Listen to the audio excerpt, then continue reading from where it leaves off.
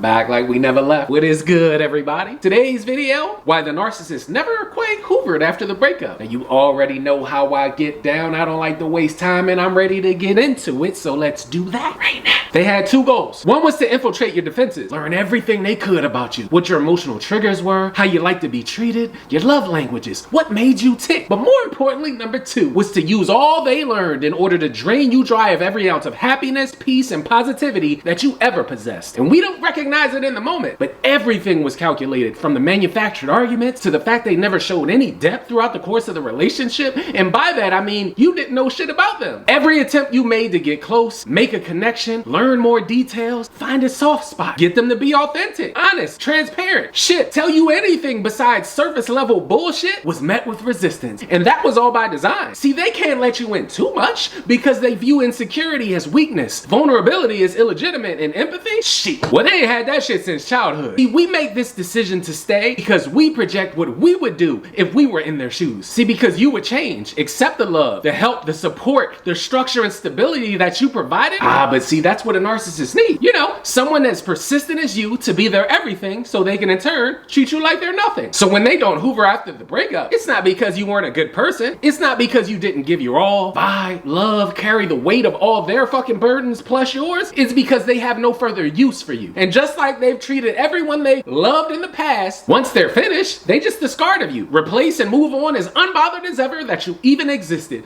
But see, that's just the thing about the Matrix. It's not until we get unplugged that we recognize the cognitive dissonance we possess. You know, when we say we value freedom, happiness, trust, respect, and communication in a relationship, but tend to stay with a motherfucker who has zero capacity to receive such an amazing gift. And it's not that we don't know we deserve better. It's just that, well, time, right? After all of these years, tears, emotional and physical, financial investments that we've made into this shit, we just supposed to walk away with no return on said investment? That's not right or fair, is it? And this shit right here is where we need to shift in perspective. We go no contact when we make headway understanding you weren't crazy, you were undervalued. But see, bare minimum can feel like effort in a manipulation ship when you've been starved of consistency during the duration of it. And we both know the only thing consistent about a narcissist is their inconsistency, right? You couldn't depend on them for the truth, love, kindness, respect, or even for them to listen to your ass. You think they about to pull a whole turnaround in their fucking character for the new supply? Both you and the new supply will be sadly mistaken yet again. As always, thank you to every single one of you for tuning in and checking out this video today. If you're new to the channel, become official to the squad. Hit that subscribe button and that bell notification down bottom. Become an official part of a team that will always push you towards personal greatness. I'll be back soon with another new video, but in the meantime, have an amazing day. Stay strong and stay inspired, and as always, until I see you guys next time,